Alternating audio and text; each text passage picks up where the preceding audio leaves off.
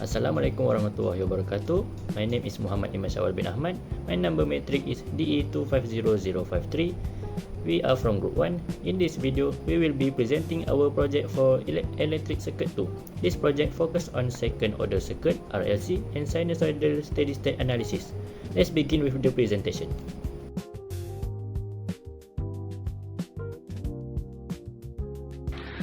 So let's jump to the introduction.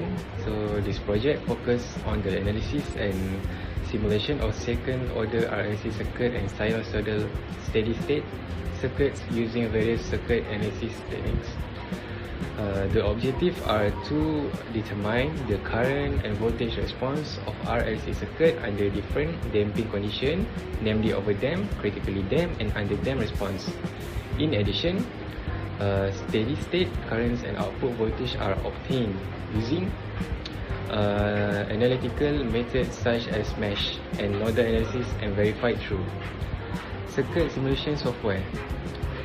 The comparison between theoretical calculation and simulation result help to validate the accuracy of analysis and enhance the understanding of circuit behavior under different operating conditions.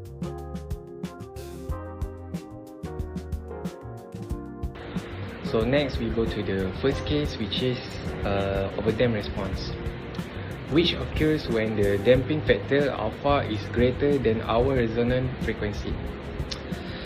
Setting alpha to 1200 radians per second gives us a required parallel resistance of 833 microohms. Using this value in our characteristic equation yield to distinct real roots. S1 equals negative 160.77 and S2 equals negative 2239.23.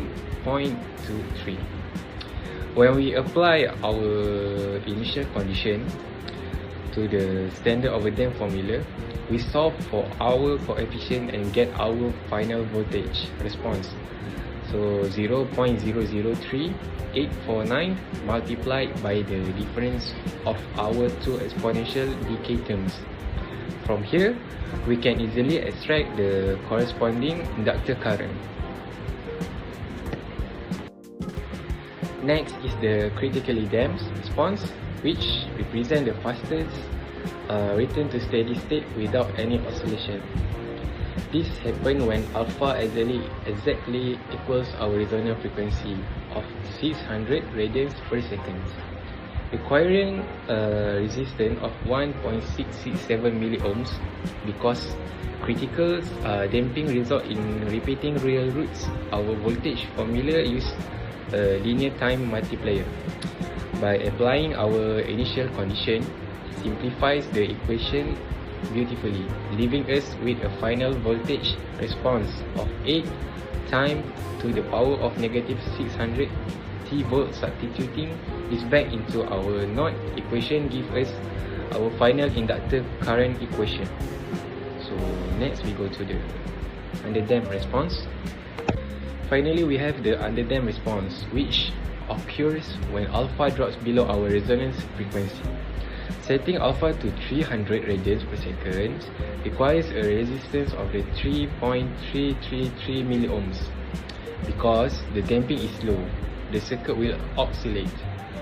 So we calculate our damp naturally frequency omega d to be 519.62 radians per second.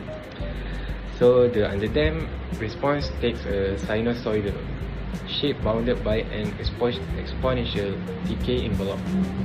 Solving for our constants using our initial boundary condition gives us a final oscillatory voltage response of 0.015396 times e to the power of negative 300 t times the sine of 519.62 t volt. This completes our full transient analysis across all three circuit states. So thank you.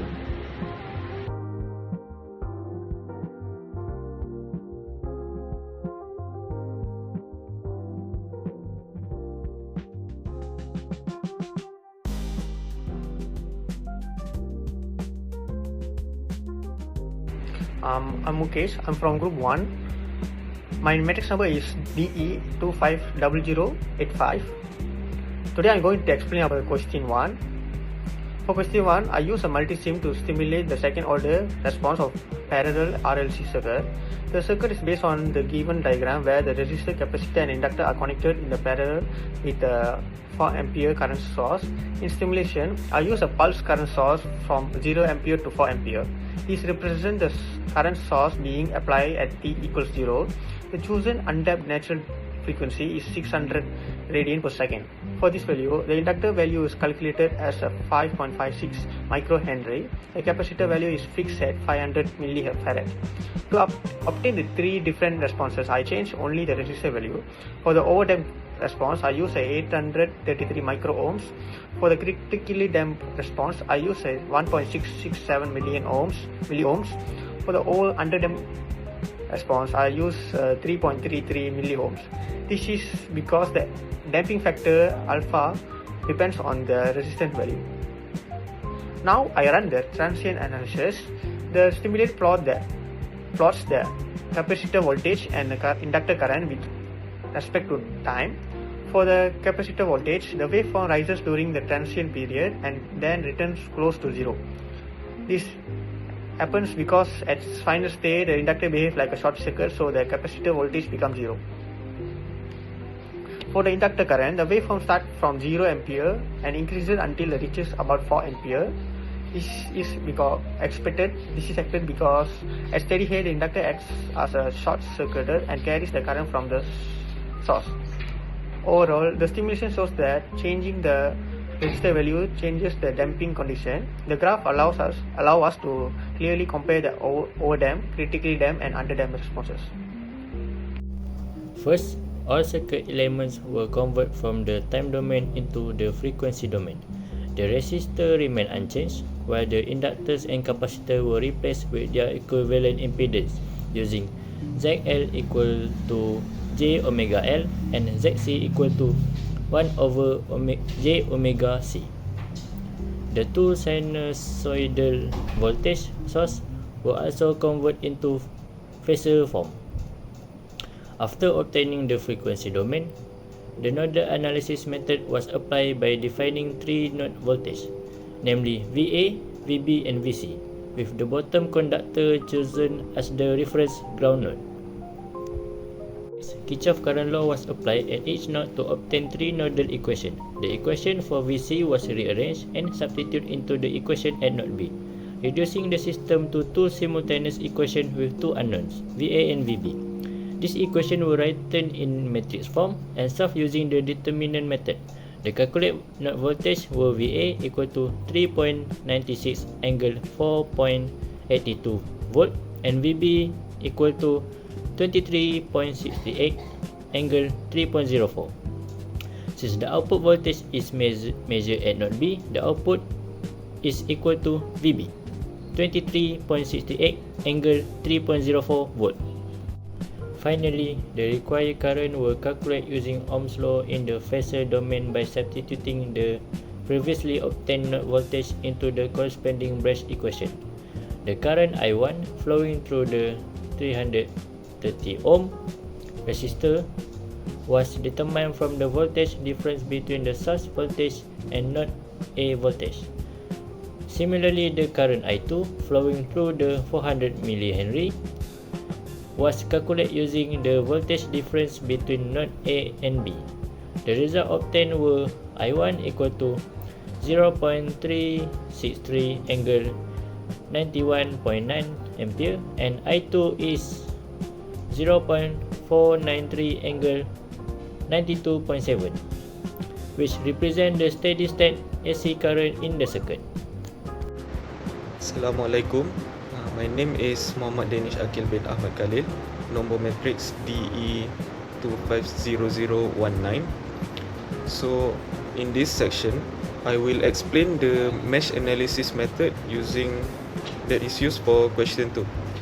First, all circuit components are converted into the impedance form in the phasor domain. The inductors become J30 ohms, J40 ohms and J150 ohms, while the capacitor becomes negative J200 ohms.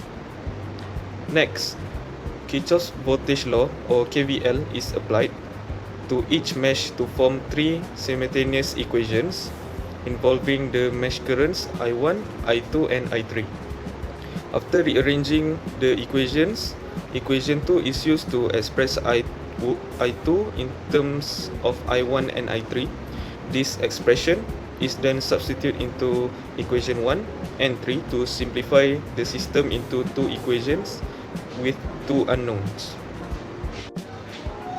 On this page, Cramer's rule is used to solve the remaining equations and determine the mesh currents.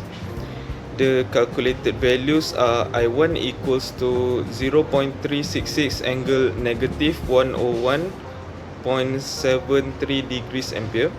I2 will be equal to 0.461 angle 92.24 degrees ampere. And I3 equals 0.246 angle 95.32 degrees ampere. Next, the capacitor current is obtained using the relation IC equals to I2 minus I3. Finally, the output voltage VO is calculated by multiplying the capacitor currents with the capacitor impedance. However, the calculated VO is different from the simulation result, which indicates that there may be some algebraic or phasor calculation errors during the manual analysis. To verify the manual calculation, the circuit was simulated using a simulation software which is Proteus. So from the simulation, the output voltage reaches approximately 26.9 volts, which is different from the theoretical value obtained using mesh analysis. For the currents, the simulation results are generally close to the calculated values, showing that mesh analysis is effective in determining the mesh currents. Although there is a discrepancy in the VO, the simulation is still useful because it helps us compare the theoretical and practical results and improves our understanding of AC circuit behavior. Overall, both manual calculations and simulations are important tools for analyzing electrical circuits, and any differences between them can be used to identify possible errors and improve the accuracy of the analysis. Thank you.